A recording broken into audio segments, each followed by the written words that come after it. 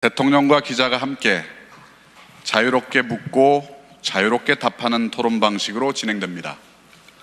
원활한 진행을 위해 청와대와 기자단 간에 질문 주제와 순서만 조율하고 질의 내용과 답변 방식은 사전에 정해진 약속이 없었음을 알려드립니다. 따라서 대통령은 여러분이 어떤 질문을 할지 전혀 알지 못합니다. 대통령님 긴장되시죠? 질문하실 기자분들은 손을 들고 호명을 받으면 일어서서 소속과 성명을 말씀해 주십시오. 여기 현재 250여 명의 내외신 기자분들이 와 계십니다. 보다 많은 기자분들께 질문 기회를 드리기 위해 가급적 짧게 질의해 주시기를 부탁드립니다. 질의 내용과 순서는 기자단과 협의한 대로 외교안보 분야, 정치 분야, 경제 분야, 사회 분야로 나누어 순서대로 진행하겠습니다. 먼저 외교안보 분야입니다. 질의하실 기자분 손 들어 주십시오. 예, 연합뉴스 노여동 기자 질의해 주십시오. 네, 연합뉴스의 노여동 기자입니다. 먼저 출입기자들을 대표해서 취임 후 첫 기자회견을 갖게 된 것을 진심으로 뜻깊게 생각하고 앞으로 더 언론과 더 많은 소통 기회를 가질 것을 기대하면서 첫 번째 질문 드리겠습니다. 대통령님께서는 엊그제 광복절 경축사에서 모든 것을 걸고 전쟁을 막겠다고 하셨습니다. 그러나 북한의 추가 도발 가능성, 또 북미 간의 긴장 상태로 인해서 국민들의 불안감이 완전히 가시지 않고 있는 것은 사실입니다. 한반도에서 무력 충돌 또는 전쟁이 일어날 가능성에 대한 대통령님의 인식은 어떠하신지, 또 이를 막기 위해 미국과 어떤 공조 그리고 어떤 정보 공유라는지에 대한 설명해 주십시오. 감사합니다. 예, 감사합니다. 한반도에서 두 번 다시 전쟁은 없을 것이라고 제가 자신 있게 말씀을 드립니다. 우리가 그 한반도 6.25 전쟁으로 인한 그 폐허에서 온 국민이 합치면서 이만큼 나라를 다시 이렇게 세웠는데 두 번 다시 전쟁으로 그 모든 것을 다시 이룰 수는 없는 노릇입니다. 전쟁은 기필코 막을 것입니다.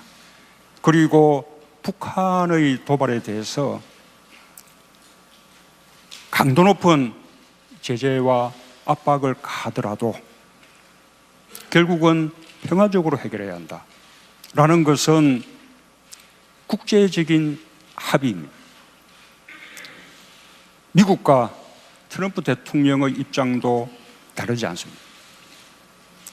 지난번 유엔 안보리에서 북한의 수출의 3분의 1을 차단하는 유례없는 강력한 경제 제재를 결의했습니다. 그 제재에는 15대 0 안보리 전원의 만장일치로 통과됐고 중국과 러시아도 동의했습니다. 그리고 중국과 러시아도 그 제재에 동참하고 있습니다. 그것은 달리 말하면 전쟁을 막기 위한 것입니다. 강도 높은 제재를 통해서 북한을 대화의 테이블로 나오도록 강제하기 위한 것입니다. 뿐만 아니라 한반도에서의 군사행동은 우리 대한민국만이 결정할 수 있습니다. 대한민국의 동의 없이 누구도 한반도에서 군사행동을 결정할 수 없습니다. 미국과 트럼프 대통령도 북한에 대해서 어떤 옵션을 사용하든 그 모든 옵션에 대해서 사전에 한국과 충분히 협의하고 동의를 받겠다, 그렇게 약속한 바 있습니다. 그것은 한미 간의 굳은 합의입니다. 그래서 전쟁은 없다라는 말들을 우리 국민들께서는 안심하고 믿으시기 바랍니다. 뿐만 아니라 오히려 이 전쟁의 위기를 부추기고 국민들 불안하게 하는 것은 사실이 아닐 뿐더러 국민들에 대한 도리도 아니고 또 우리 경제를 더 어렵게 만드는 일이다라는 말씀도 함께 드립니다. 네, 한반도에서 전쟁이 없다는 대통령님의 약속 해주셨습니다. 두 번째 질문을 받겠습니다.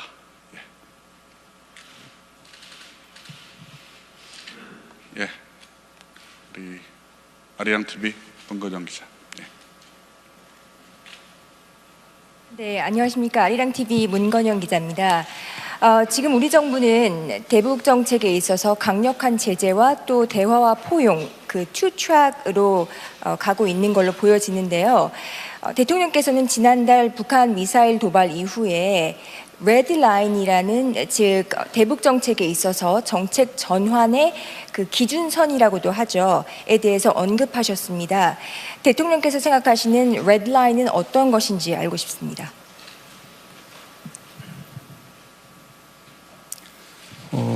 북한이 ICBM 그 탄도 미사일을 완성하고 거기에 핵탄두를 탑재해서 무기화하게 되는 것을 레드라인이라고 생각합니다. 지금 북한이 점점 그 레드라인의 임계치에 다가가고 있다고 생각합니다. 그래서 지금 이 단계에서 북한의 추가적인 도발을 막아야 하는 그 점에 대해서 국제사회가 함께 인식하고 있기 때문에 지난번 유엔 안보리에서 그렇게 사상 유례 없는 강도 높은 경제적 제재 조치에 대해서 만장일치로 합의를 한 것입니다. 만약에 북한이 또다시 도발을 한다면 북한은 더더욱 강도 높은 제재 조치에 직면하게 될 것이고 북한은 결국 견뎌내지 못할 것입니다. 북한에 대해서도 더 이상 위험한 도박을 하지 말 것을 경고하고 싶습니다. 이상입니다. 네. 예, 그럼 세 번째 질문을 받겠습니다. 한겨레 신문 김보엽 기자.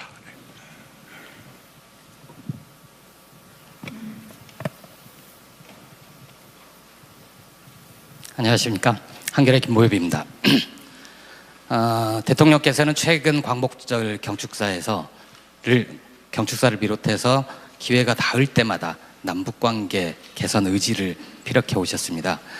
특히 북한의 핵 문제, 미사일 문제를 풀기 위해서라도 남북관계 개선이 대단히 중요하다고 강조를 하셨는데 문제는 북한입니다. 아무런 답이 없습니다. 북한 핵 미사일 문제든 혹은 인도주의적 차원 문제든 혹은 우발적 충돌을 막을 수 있는 군사적 회담이든 어떤 회담이나 협상에 대해서도 아무런 응답이 없는 상태거든요. 제가 드리고 싶은 질문은 이겁니다.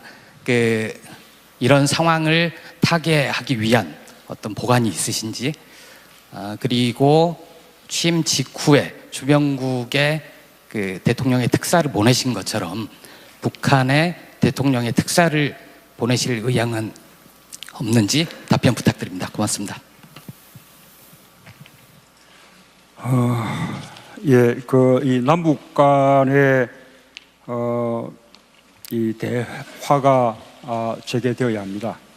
그러나 그에 대해서 우리가 조급할 필요는 없다고 생각합니다.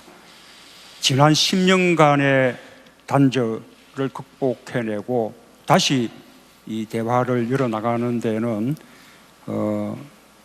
많은 노력과 또 시간이 필요할 수 있습니다. 우선 대화 자체를 목적으로 둘 수는 없습니다. 대화를 하기 위해서는 대화의 여건이 갖춰져야 하고 또 그 대화가 좋은 결실을 맺으리라는 뭔가 담보가 있어야 할 것입니다. 적어도 북한이 추가적인 도발을 멈춰야만 대화의 분위기가 조성될 수 있다고 생각합니다. 그렇게 대화의 여건이 갖춰진다면, 그리고 갖춰진 대화의 여건 속에서 남북 관계를 개선해 나가는데 또 북핵 문제를 해결하는데 도움이 된다고 판단된다면 그때는 북한에 특사를 보내는 것도 충분히 고려할 수 있다고 봅니다. 예, 네 번째 질문 받겠습니다. 우리 한반도 문제는 국내 내신 기자들도 관심이 많겠지만 외신 기자분들도 관심이 많을 것 같은데요. 우리 외신 기자분들 중에서 질문을 한번 받아보죠. 외신 기자분들 중에서 질문하실 분? 예, CNN 우리 폴라 행콕 서울지사장 질문해 주십시오. Paula Hancock, CNN. Mr. President, you say that the United States and South Korea are speaking with one voice. You say that you agree on how to deal with North Korea, and also the fact that South Korea has to decide on a military option if that appears to be the case. But at the same time, you have US President Trump talking about the military options being locked and loaded, about fire and fury. Did these kind of comments undermine yours? Does it send a mixed signal to Pyongyang?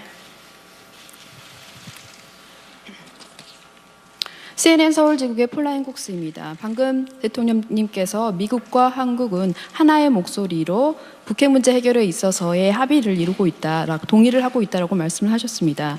또한 방금 대통령님께서 한반도에 있어서의 어떤 군사 행동도 한국의 결정 없이 동의 없이는 결정할 수 없다라고 말씀하셨습니다. 하지만 한편 트럼프 대통령은 군사 행동에 대한 옵션에 대해서도 언급을 했고 화염과 분노라는 발언도 했습니다. 이러한 상황에서 한국과 이 미국 간에 약간의 다른 보이스가 나오는 것 같은데 이에 대한 대통령님의 의견 답변 부탁드립니다.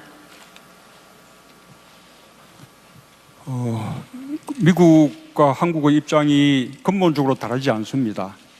북한에 대한 강도 높은 제재와 압박을 통해서 북한의 추가적인 도발을 멈추게 하고 북한을 핵 포기를 위한 협상의 장으로 이끌어내야 한다라는 점에 대해서는 한국과 미국의 입장이 같습니다. 그리고 그 강도 높은 제재와 압박을 위해서 미국은 유엔 안보리 결의를 통해서도 이 제재를 강구하고 있고 또 한편으로는 독자적인 제재까지 더하고 있습니다. 그에 대해서 미국의 트럼프 대통령은 단호한 결의를 보임으로써 또 북한을 압박하고자 하는 것입니다.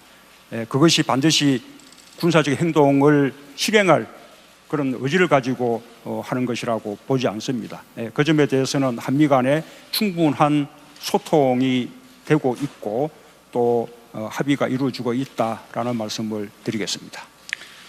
예, 미국과 한국의 입장이 근본적으로 다르지 않다는 대통령님 말씀이 있었습니다. 그러면 질문의 주제를 우리 외교안보에서 정치 분야로 한번 넘어가 보겠습니다. 정치 분야 관련해서 질문 있으시면 해주십시오. 네, SBS 남승모 기자님.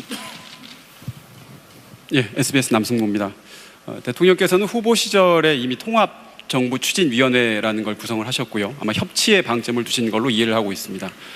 사실 지금 내각이 어느 정도 다 구성이 됐는데 평가가 갈리고 있습니다. 일각에서는 코드 인사다, 보훈 인사다 이런 얘기도 나오고 있는데 현 정부 내각 어떻게 통합정부로 보시는지, 만약에 약간 좀 미흡하다고 보신다면 앞으로 통합정부 어떤 식으로 꾸려나갈 구상을 갖고 계신지 답변 부탁드리겠습니다.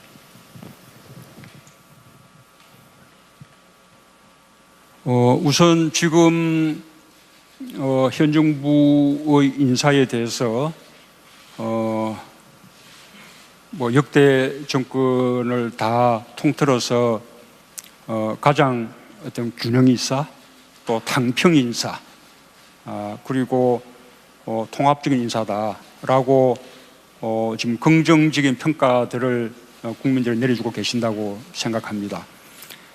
사실 정부의 입장에서는 또 대통령의 입장에서는 대통령과 국정 철학을 함께하는 그런 분들로 정부를 구성하고자 하는 것이 것이 너무나 당연한 일이라고 생각합니다. 그러나 저는 지금 이 시대의 과제가 보수 진보를 뛰어넘는 국민 통합, 또 네 편 내 편 이렇게 편가르는 정치를 종식하는 통합의 정치, 이것이 대단히 중요하다고 생각하기 때문에 제가 참여정부 때 함께 해왔던, 그리고 또 2012년 대선 때부터 함께 해왔던 많은 동지들이 있지만 그분들을 발탁하는 것은 소수에 그치고 폭넓게 과거 정부에서 중용됐던 사람이라 할지라도 능력이 있다면 과거를 묻지 않고, 그리고 또 경선 과정에서 다른 캠프에 몸담았던 분들도 다 함께 하는 그런 정부를 구성했습니다. 앞으로 끝날 때까지 그런 자세로 나아가겠습니다. 이 지역 탕평, 또 국민 통합, 이런 인사의 기조를 끝까지 지켜나갈 것을 약속드리겠습니다. 감사합니다. 네, 정치 분야 두 번째 질문입니다. YTN 신호 기자님. 예, 대통령께서는 최근에 지난 10년 동안 우리 사회의 많은 부분이 무너졌다. 그 중에서 특히 언론, 그 중에서도 이 공영방송이 참담하게 무너졌다, 그런 말씀하셨습니다. 그 기간 동안에 이제 많은 기자들이 해직됐다가 또 복직됐고, 또 아직 복직되지 못한 기자들도 많습니다. 이 정권에 상관없이 이 공영방송 또는 이 공적인 소유 구조를 가진 그런 언론의 공공성, 공정성을 확보할 수 있는 방안에 대해서 어떤 구상 갖고 계십니까? 우선 언론의 공공성을 확보하고 또 언론의 자유를 이렇게 보장하는 것은 기본적으로는 언론이 자율적으로 해야 하는 일이라고 생각합니다. 그러나 공영방송의 경우에 기본적으로 지난 정부 동안 공영방송을 정권의 목적으로 장악하려는 그런 노력들이 있었고, 그게 실제로 현실이 되었습니다. 저는 공영방송을 이 정권의 목적으로 장악하려 했던 정권도 나쁘지만 그렇게 장악당한 언론에게도 많은 책임이 있다고 생각합니다. 어쨌든 언론의 공공성 확보와 언론의 자유를 이렇게 보장받기 위한 노력들은 언론이 스스로 해야 할 일이지만, 적어도 문재인 정부는 언론을 정권의 목적으로 장악하려는 시도는 하지 않겠다라는 것을 확실히 약속드리겠습니다.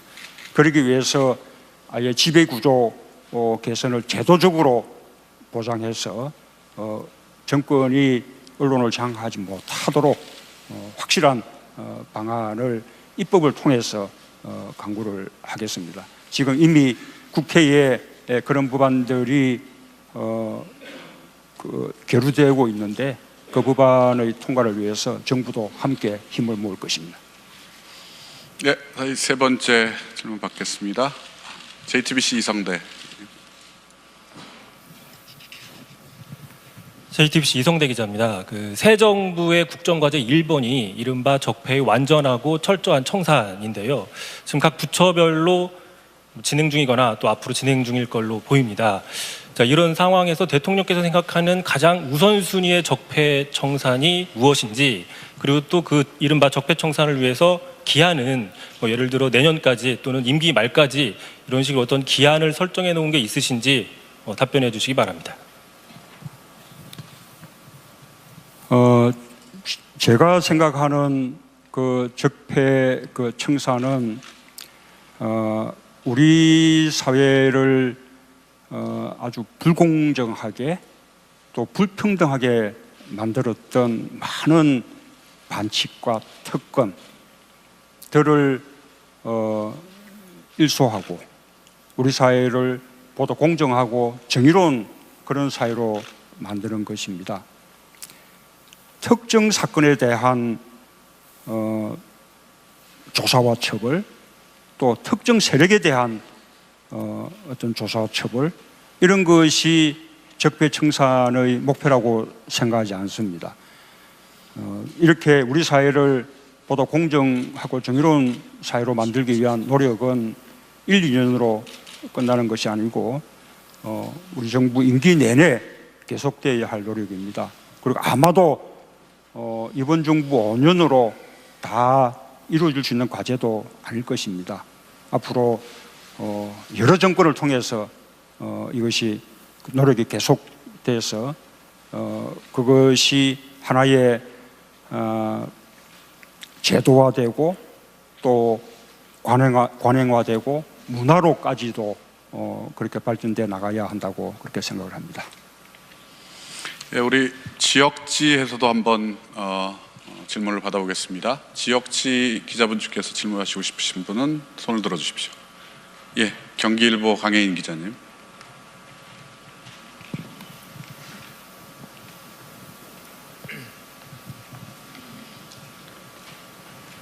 예, 안녕하십니까. 경기일보 강혜인 기자입니다.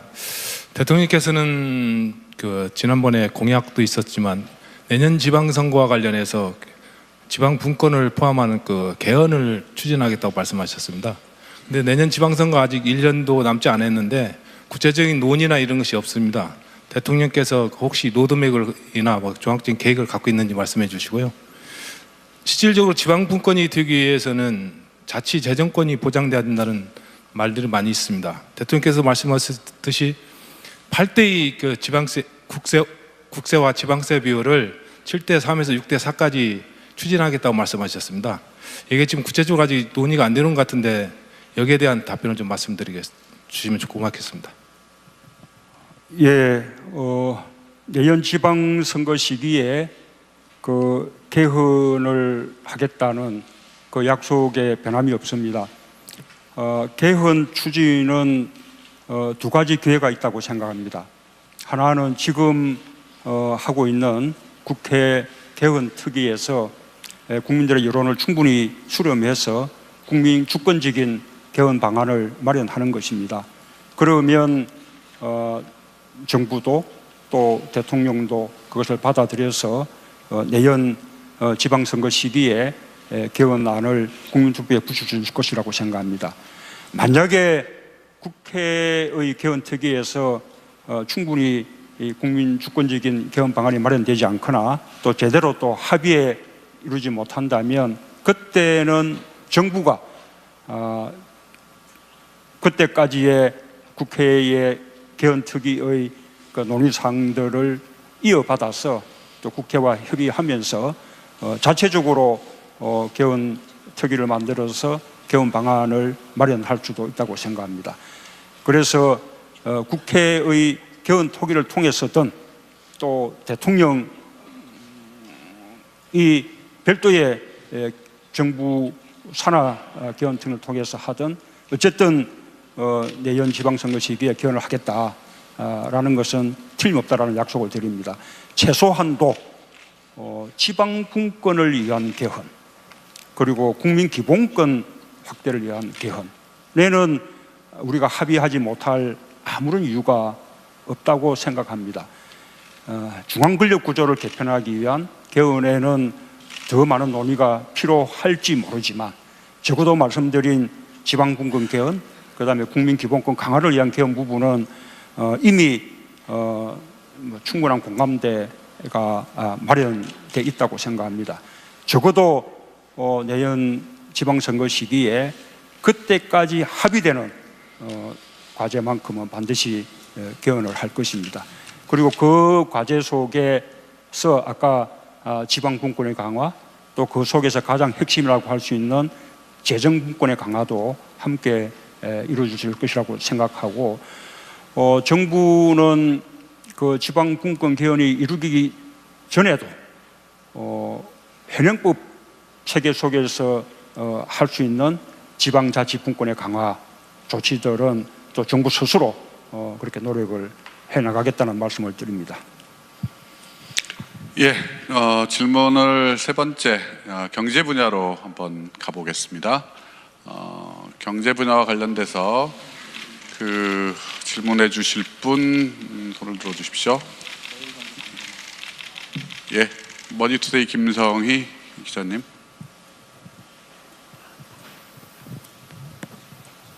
네, 머니투데이 김성희 기자입니다. 대통령님 떨리지 않으십니까?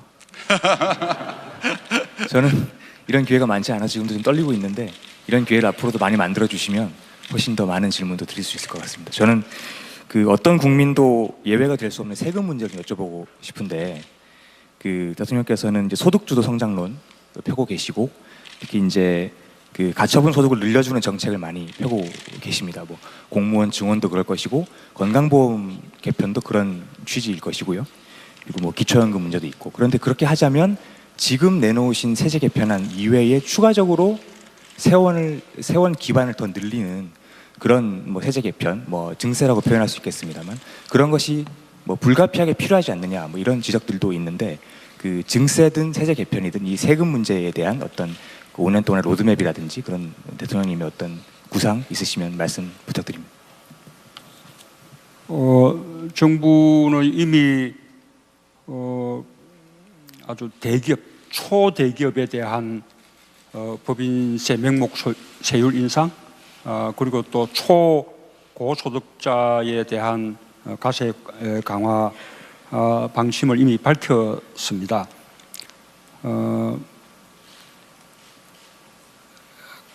앞으로도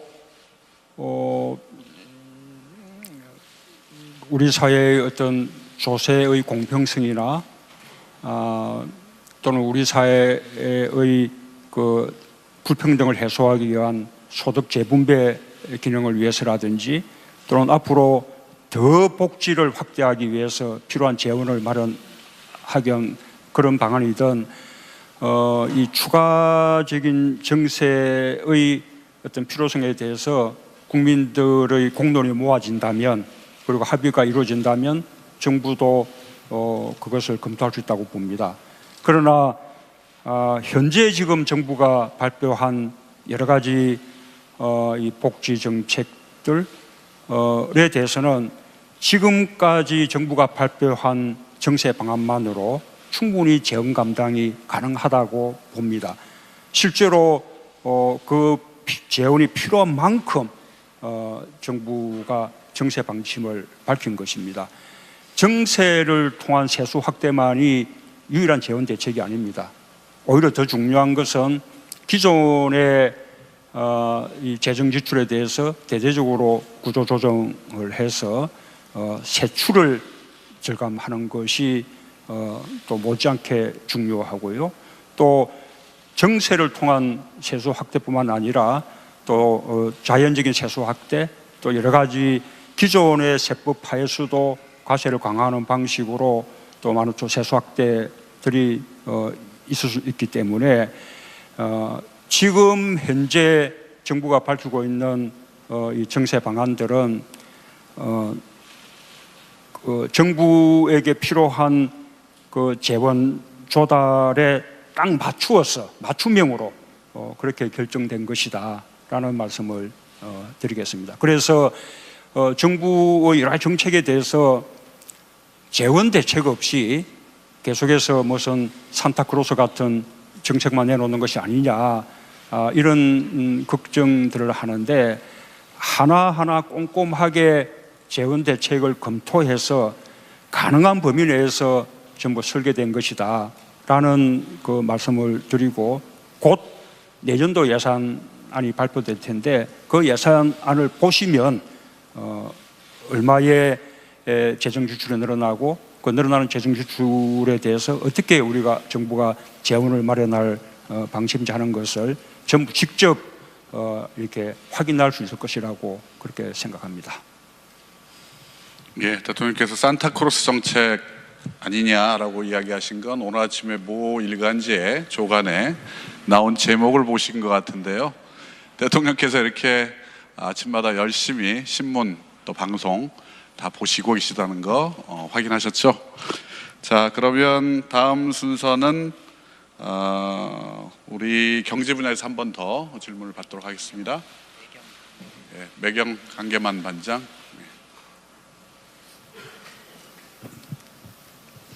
예, 매일경제 강계만 기자입니다. 취임 100일 축하드립니다, 대통령. 아까 말씀하신 거에 같은 맥락에서 좀 더 여쭤보는데요. 기본적으로 퍼주기 복지가 아니냐는 얘기가 많습니다. 거기에 가장 큰 밑바탕에는 시장의 파이를 키우는 성장 전략이 없는 게 아닌가 그런 문제가 있고요. 이거는 아까 앞 질문에 좀 듣고 싶은 문제고요. 제가 드리고 싶은 질문은 결국 부동산입니다. 파리 부동산 대책을 통해서 투기 세력에 대한 경고 메시지 날렸지만 실질적으로 구매하고자 하는 우리 서민들, 국민들은 그림의 떡이 아닌가 생각을 하고 있습니다. 그래서 문재인 정부가 생각하는 부동산 정책 로드맵, 아울러 여기에 포함해서 보유세 인상까지도, 부동산 보유세 인상까지도 검토하시는지 한번 의견 부탁드리겠습니다. 감사합니다.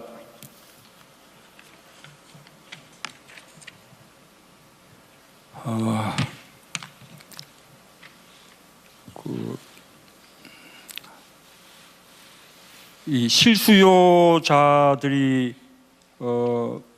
이 주거를 가질 수 있도록 그렇게 하기 위해서도 또 지난 정부 동안 우리 서민들을 괴롭혔던 미친 전세 또는 미친 월세 이런 높은 주택 임대료의 부담에서 서민들이 또 우리 젊은 사람들이 해방되기 위해서도 부동산 가격의 안정은 반드시 필요하다고 봅니다. 저는 이번에 정부가 발표한 부동산 대책이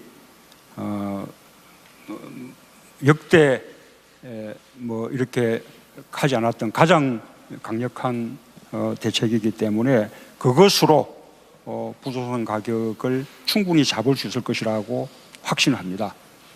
그리고 만약에 부동산 가격이 그럼에도 불구하고 또 시간이 지난 뒤에 또 다시 오르는 기미가 보인다면 또 정부는 더 강력한 대책도 주머니 속에 많이 넣어두고 있다라는 말씀도 드립니다.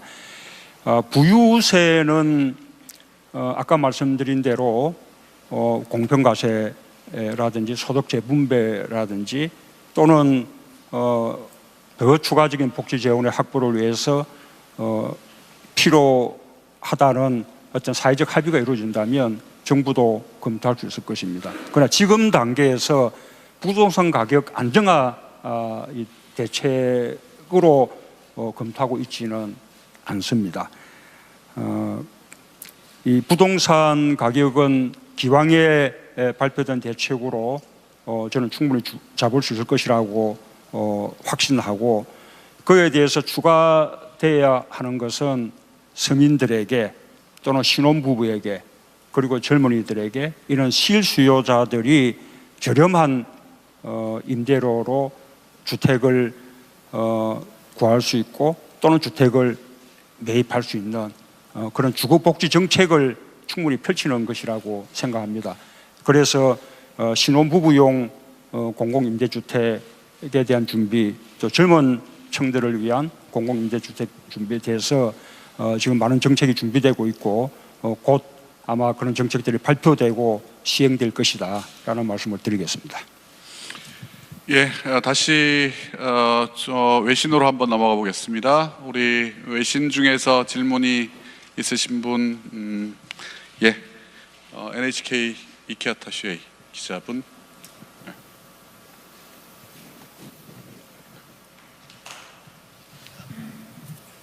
예, 감사합니다.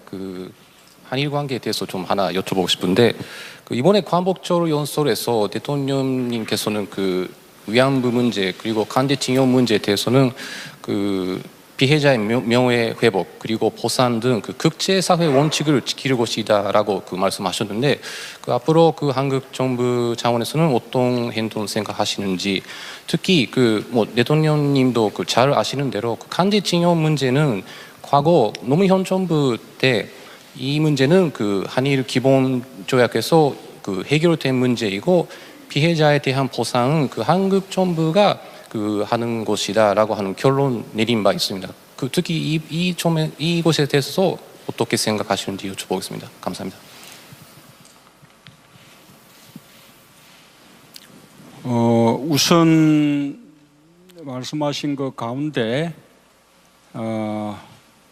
일본군 위안부 부분은 한일 그 회담 당시 말하자면 알지 못했던 문제였습니다. 말하자면 그 회담에서 다루어지지 않았던 문제입니다. 위안부 문제가 알려지고 이 사회 문제가 된 것은 그 한일 회담 훨씬 이후의 일이었습니다. 그래서 위안부 문제가 한일 회담으로 다 해결됐다라는 것은 그것은 맞지 않는 일이라고 봅니다. 강제징용자의 문제도 양국 간의 그 합의가 개개인들의 권리를 침해할 수는 없는 것입니다. 양국 간의 합의에도 불구하고 징용당한 강제징용자 개인이 미쓰비시 등을 비롯한 상대 회사를 상대로 가지는 그 민사적인 권리들은 그대로 남아있다라는 것이 한국의 헌법재판소나 한국 대법원의 판례입니다. 정부는 그런 입장에서 과거사 문제를 임하고 있습니다.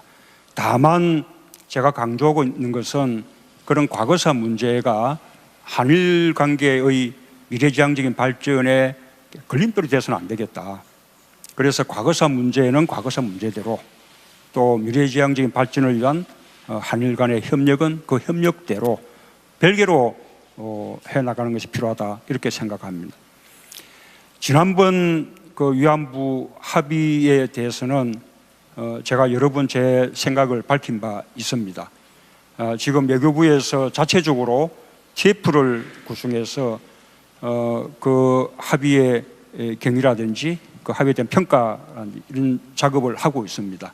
그 작업이 끝나는 대로 외교부가 그에 대한 방침을 정할 것입니다.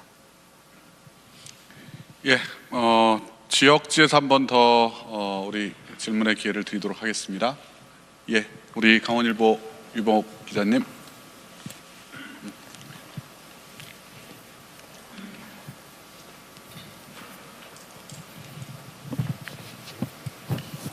네, 강원일보 유병옥 기자입니다.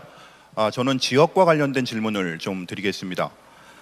문재인 정부 출범 이후에 이 국정기획자문위원회가 구성이 돼서 지난 대선 기간 동안의 공약들을 정리한 100대 국정과제가 발표가 됐습니다. 그 내용을 보면 지역 공약과 관련돼서는 이 별도의 TF팀을 구성을 해서 이 구체적인 추진 일정을 밝히겠다 이렇게 돼 있는데요. 그런데 아직까지 이 TF팀 구성과 운영이 진행이 되지 않고 있고 그러다 보니까 지역 공약들이 언제 또 어떤 절차를 거쳐서 진행이 될지 아직 알려지지 않고 있습니다. 더군다나 이 원전 문제라든가 또 이 평창 동계올림픽과 같은 사안들은 그 국가적인 아젠다이면서 또 동시에 지역과도 밀접한 관계가 있는 그런 사안들인데요. 대통령님께서는 이러한 지역 공약 또 현안들을 그 앞으로 어떻게 풀어나갈 계획이신지 말씀 부탁드리겠습니다.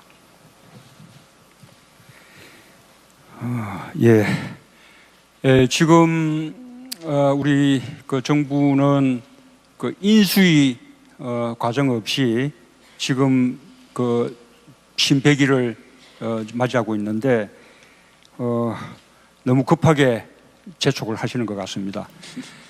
일단 국정과제 기획위원회는 국정과제 그 100대 과제를 선정했을 뿐이고 말씀하신 대로 그 지역 그 어떤 공약에 대해서는 지금부터 TF를 구성해서 하나하나 다듬어 가야 할 그런 상황입니다.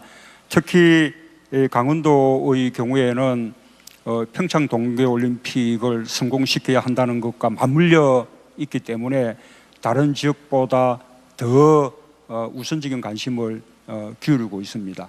너무 걱정하지 않으셔도 잘 될 것이라고 그렇게 말씀드립니다. 예, 오늘도 시간이 지금 5분도 채 남지 않았네요. 앞으로 질문을 한 2개 정도만 더 받아야 될 것 같습니다. 그래서 사회 분야로는 이미 아까 지금 방금 질문에서 넘어왔고요. 좀 더 자유롭게 2개 정도의 질문을 받겠습니다. 예, 저기 빨간 스웨터 입으신 우리 기자님, 예, 질문하시죠. 대통령님, 또 여기서 뵈니까 반갑습니다. 저 MBC 방송국의 김성희 PD입니다. 저희가 이 FTA에 대해서 말을 안 할 수가 없어요. 그러니까 한미 FTA에 대해서 이제 일단 어떠한 얘기가 나왔습니다. 근데 그 한미 FTA는 우리의 어떤 동맹, 한미 동맹의 굉장히 중요한 증표가 되는데, 그런 맥락에 있어서 이 미국의 어떻게 보면 군사적 옵션에 대해서 또 연결을 안 질 수가 없습니다. 이게 억지를 하는 것이 아니라 과거에 그 북한 문제와 오늘날 북한 문제의 결정적인 차이는 북한이 ICBM이라는 어떤 그 기술적인 진전이 있었기 때문에 미국 본토에 어떤 위협을 강할 수 있는 가능성에 대해서 굉장히 심각하게 우려를 하고 있지 않습니까? 그러면은 전쟁의 rules of engagement에 따라서 미국이 굳이 한국하고 협의를 안 해도 거기에 대해서 어떠한 군사적인 결정을 내릴지에 대한 권리가 이제 발생이 됐기 때문에 그런 거와 또 FTA와 이런 것이 우리 한미 동맹의 어떻게 보면 질적인 또 양적인 어떤 측면에 좀 훼손이 되지 않을까 좀 우려가 되는데, 대통령께서는 이걸 어떻게 이제 극복해 나가실 것이 좀 양쪽을 아울러서 부탁드리겠습니다. 감사합니다.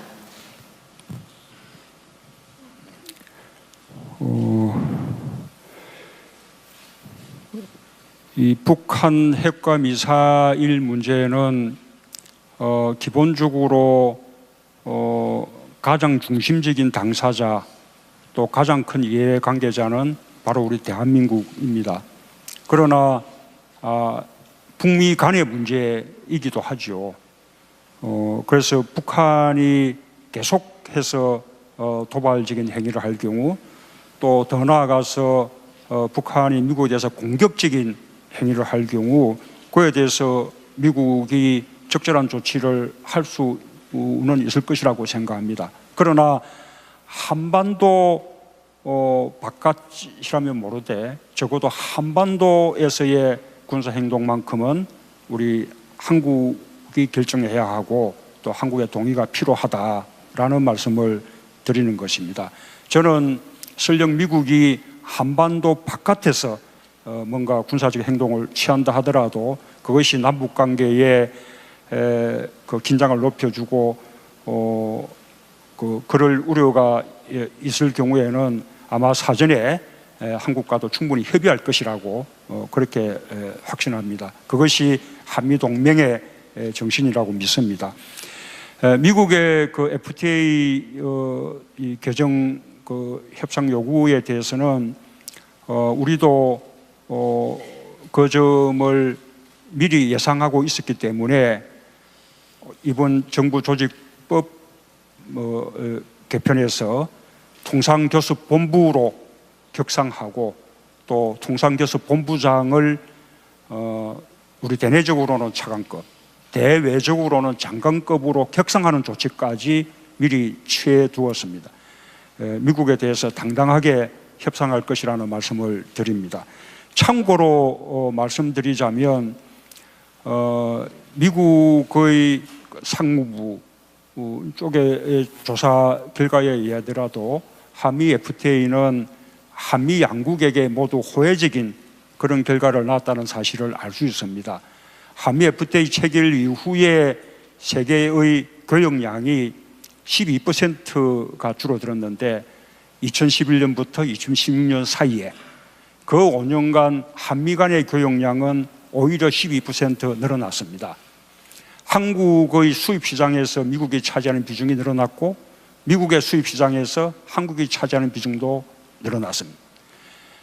뿐만 아니라 미국 무역위원회가 발표한 연구 결과에 의하면 한미 FTA가 없었더라면 미국의 무역 수지 적자가 더 크게 늘어났을 것이다. 한미 FTA에 의해서 미국의 무역 적자가 많이 줄어드는 효과가 생겼다. 그렇게 미국 스스로도 그런 연구 자료들을 내놓고 있습니다. 또 우리가 상품 교육에서는 우리가 많은 흑자를 보고 있지만 거꾸로 서비스 교육에서는 우리가 또 많은 또 적자를 보고 있고 대미 투자액도 우리가 훨씬 많습니다. 이런 점들을 충분히 제시하면서 미국과 국익의 균형을 지켜내는 그런 당당한 협상을 할 수 있을 것이라 생각하고 또 기본적으로 그 협상에는 많은 시간이 걸립니다. 그리고 또 그 협상 결과에 대해서 국회의 비준 동의도 거치게 돼 있습니다. 그래서 미국의 그 FTA 개정 협상 요구에 대해서 당장 뭔가 큰일이 나는 듯이 그렇게 반응하는 것은 별로 바람직하지 않은 일이라고 말씀드립니다. 네, 이제 정말 마지막 질문인데요. 우리 인터넷 신문 쪽에도 한번 기회를 주셨으면 좋겠습니다. 우리 오마이뉴스 최지용 기자. 예. 이제 겨우 하게 됐습니다. 노동 분야에 관련한 질문 드리려고 합니다. 그 복수노조가 시행된 지 이제 한 8년 정도가 지났는데 여전히 한국의 노조 조직률은 10% 정도로 OECD 최하위권에 있습니다. 여러 가지 원인이 있지만 아직도 사용자 쪽이 노조 설립을 막는다거나 설립되어 있는 노조를 파괴하는 일까지 벌어지고 있는데요. 최근에 삼성의 S그룹 전략문건, 노조 전략문건이 사실로 밝혀졌는데 그 동안에 여태까지 아무도 처벌받지 않았습니다. 결과적으로 이런 노동 문제, 부당노동 행위에 대한 공권력의 역할이 미진한 게 아니냐 이런 지적들이 나오고 있습니다. 비정규직 문제 해결 그리고 미조직 노동자들의 권익 보호를 위해서 노조 조직률을 끌어올려야 된다는 필요성이 계속 제기되는데 여기에 대한 대통령의 생각이 궁금합니다. 예, 우리가 새 정부의 중요한 국정 목표 중에 하나가 이 노동의 가치가 제대로 존중받는 그런 세상을 만들겠다는 것입니다. 이 노동의 가치가 제대로 존중되려면 정부가 노동자들의 권익을 보호하는 그런 정책들을 더 전향적으로 펼쳐야 하겠지만 또 한편으로는 노동자들이 스스로 단합된 힘으로 자신들의 권익을 키워나가는 것도 필요한 일입니다. 그런 면에서 노동자 조직률을 높여나가는 것은 대단히 중요하고요. 또 노동자 조직률을 높여나가겠다고 하는 것이 저의 지난 대선 공약이기도 했습니다.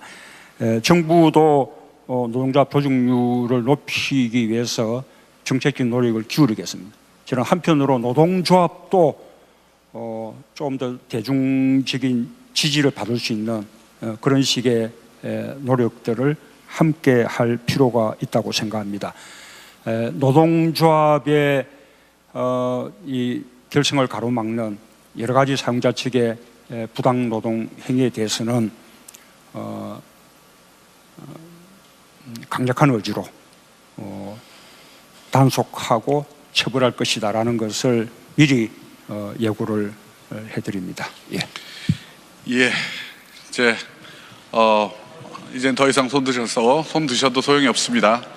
죄송합니다. 좀 더 많은 얘기는 우리 좀 더 시간을 가지고 예 마지막으로 한 분 그러면 네 질문 드리겠습니다. 안녕하십니까. 울산 경상일보 김두수 기자입니다. 사실 우리 앞서 기자님들께서 많은 질문을 해주셨는데 이 질문만큼은 꼭 드리고 싶습니다. 양해해 주시면 감사하겠습니다. 사실 울산의 경우에 원전 문제가 지금 뿐만 아니라 그 전국적 이슈가 되고 있는데요. 대통령께서 그 탈원전에 대해서는 굉장히 공감하고 있는 것 같습니다. 그런데 울산 신고리 그 오류코기에 대해서 현재 공론화위원회에서 여러 가지를 작업을 하고 있습니다. 그래서 대통령께서는 그 후보 시절에 탈원전에 대해서는 분명한 말씀을 해주셨습니다. 그래서 이 공론화위원회 관련해서 여쭈고자 하는데요.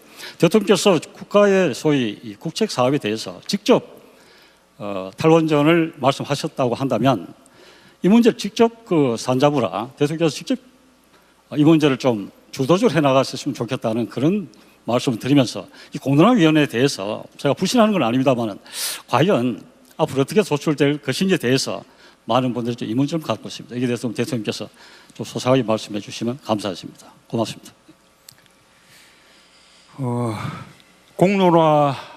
공론조사라는 절차 없이 탈원전의 기조에 맞추어서 백지화해야 되는 거 아니냐, 지금 그 말씀이십니까?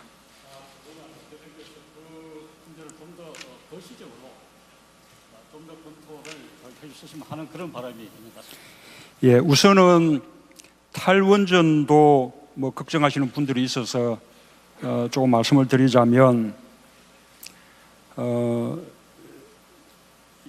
제가 추진하는 탈원전 정책은 급격하지 않습니다. 지금 그 유럽 등의 선진국들의 탈원전 정책은 굉장히 빠릅니다. 수년 내에 원전을 멈추겠다는 그런 식의 계획들인데, 저는 지금 가동되고 있는 그 원전의 설계 수명이 만료되는 대로 하나씩 원전의 문을 닫아 나가겠다는 것입니다. 그렇게 되면 근래에 가동이 된 원전이나 또 지금 건설 중에 있는 그 원전은 설계 수명이 60년입니다. 적어도 탈원전에 이르는 데는 60년 이상의 시간이 걸리는 겁니다. 그 시간 동안 원전이 서서히 하나씩 줄어나가고, 또 그에 대해서 LNG라든지 신재생 에너지를 비롯한 대체 에너지원을 마련해 나가는 것은 조금도 어려운 일이 아닙니다. 그리고 그것이 무슨 전기요금의 아주 대폭적인 상승을 불어일으키는 그런 일도 아닙니다. 이렇게 탈원전 계획을 해 나가더라도 지금 현재 우리 정부 기간 동안에 3기의 원전이 추가로 늘어나게 됩니다. 추가로 가동되게 됩니다. 그리고 그에 반해서 줄어드는 원전은 지난번에 가동을 멈춘 고리 1호기와 그다음에 앞으로 또 가동 중단이 가능한 월성 1호기 정도입니다. 2030년에 가더라도 원전이 차지하는 우리 전력 비중이 20%가 넘습니다.